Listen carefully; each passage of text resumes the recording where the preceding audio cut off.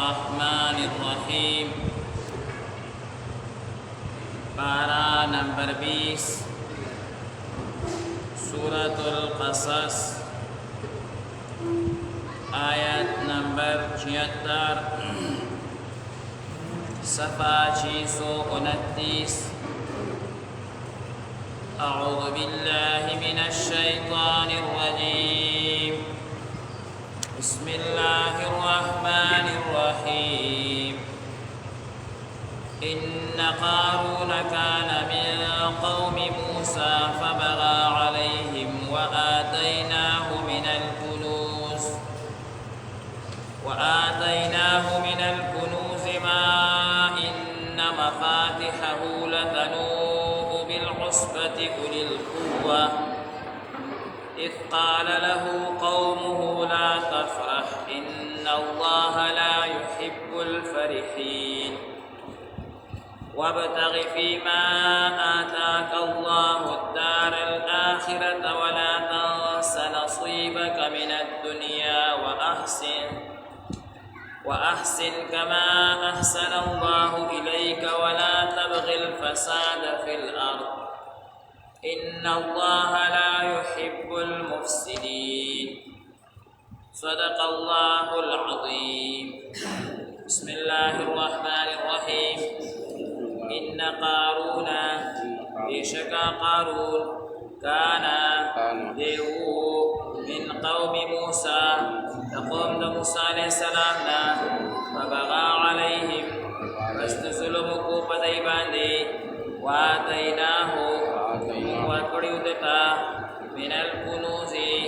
خزاني ما إن نمراشي مفاتحه جاندهغي لتنوء منيبي بالعصبة يوم جماعة باندي وللقوة طاقتور إذ قال له هركشر ويلتها داغتا إذ قال له فلو وجدتا قومه قوم ددا لا تفرح شي تقبر مكبا إن الله بشكل تعالى لا يحب الفرحين نخوى خيتك بركونتي وابتغي أو تلاشكا فيما فهغبالك آتاك الله إتاك الله دركڑے الدار الآخرة قود آخرة ولا تنسى أو مهروا نصيبك بسخبلا من الدنيا دنيانا وأحسن أو نيكي كما أحسن الله تكشنيكي كري الله تعالى إليك ناصرا ولا تبغي أو ملتوا الفساد في الأرض فساد بسمكك إن الله بشكل تعالى لا يحب المفسدين نخوى خي فساد كونتي بسم الله الرحمن الرحيم مذکورہ رکو مبارکہ کی اللہ تبارک و تعالی دا قارون تفصیلات او داغا واقعا ذکر کئی او دا دید پارا ذکر کی چی مخ کی آیاتون مبارکو کی ذکر شو وما اوتیتم من شیء فمتاع الحیات الدنیا وزینتها چی اے انسانانو تاسو ته چې د دنیا سامان او زینت څومره درکړی شوی دی دا ختمیدونکی دی عارضي دی او وما عند الله باق کوم چې د الله تعالی سره دی هغه دایمي او بهتر څیزونه دي نو د هغه سلسلې او د هغه کړۍ الله تعالی یو واقعه ذکر کوي چې قارون ته الله تعالی ډېر مال ورکړی لیکن داغه په ذهن کې یو څو خبرې پیدا شوې هغه وی چې دا مال به همیشه وي او دا مال هغه زما دی او دې سره هغه تکبر شروع قارون متعلقه مفسرین او حضرات مختلف اقوال او خبرې نقل کړې دي عبد الله ابن عباس رضی الله تعالی عنہ یو روایت کې دا راغلی دی چې قارون د موسی علیه السلام د تره زوی او دی په اصل کې منافق لکه څنګه چې د نبی کریم صلی الله علیه وسلم په ملګرو کې بعضې ملګري هغه په ظاهر کې د نبی علیه السلام سره او پټه هغه کافرانو سره دغه شان دا قارون هم په ظاهر کې د موسی علیه السلام او د هارون علیه السلام ملګری او حقیقت کې دی د فرعون ایجنټ هغه ته به کار کولو او پټ ژوند به هغه تېرولو او موسی علیه السلام ته به ویل ستا ملګری یم کله چې موسی علیه السلام او هارون علیه السلام د پیغمبري نه وه میلاو شوي نو ډېر خوشحاله و په دې خوشحاله و چې دی مالدار او هغوی غریبانانو نو دوی زما په دی باندې برتري ده زه د دی نه لوی یم دی به زما قدر کوي او که زه د دی ملګری یم خدا به زما خادمانو کله چې الله تعالی موسی علیه السلام او هارون علیه السلام ته پیغمبري ورکا او عزت یې ورته ورکو او بغیر دولت ورته الله تبارک وتعالی ډېر ملګري ډېر عزت ډېر شرافت او لوی مقام ورکو نو په ده باندې کور بل شو دی ډېر زیات خفه شو چې دولت خو ما سره دی او عزت هغه دی ته میلاوي او یو روایت کې دي چې دی ویلي چې دولت ما سره دی نو زه به الله پیغمبر جوړ کړی وم دی څه ته پیغمبران جوړ دا خو غریبانان دي او دا موسی علیه السلام خو مهاجرو څومره زمانه نه وه اوس رالو او دی الله تعالی پیغمبر جوړ کو مختلف خبرې هغه کولې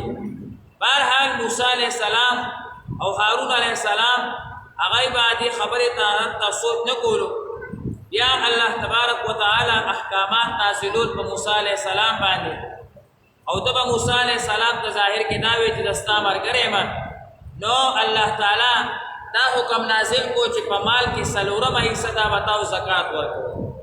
په بني اسرائیلو باندې زکات سیوا و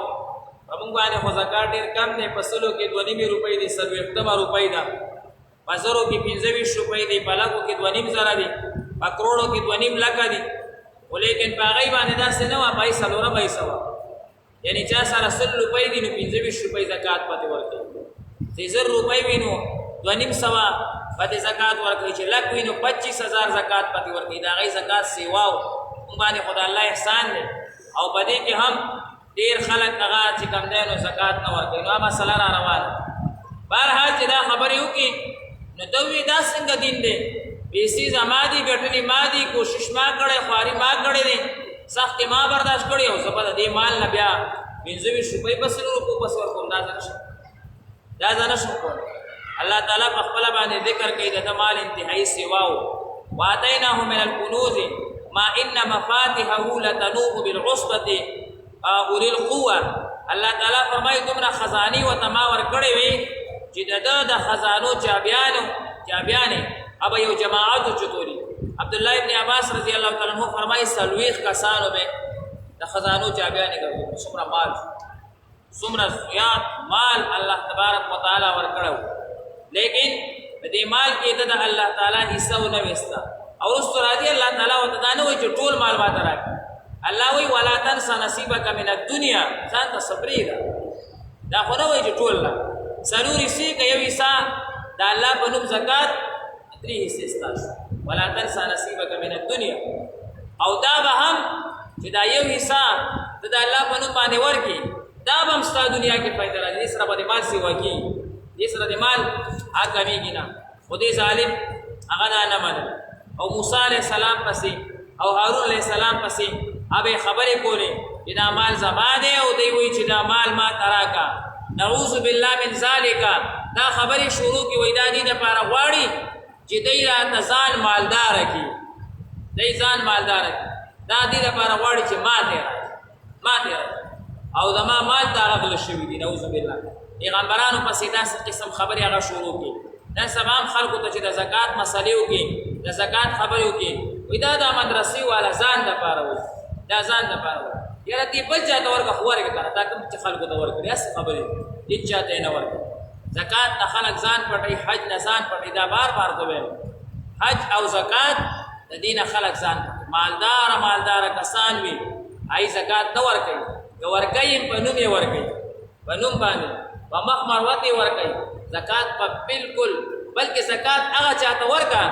چې څوک مستحق دی که تا سره یې لږي وکړه خبرې یې در سره شته وکړه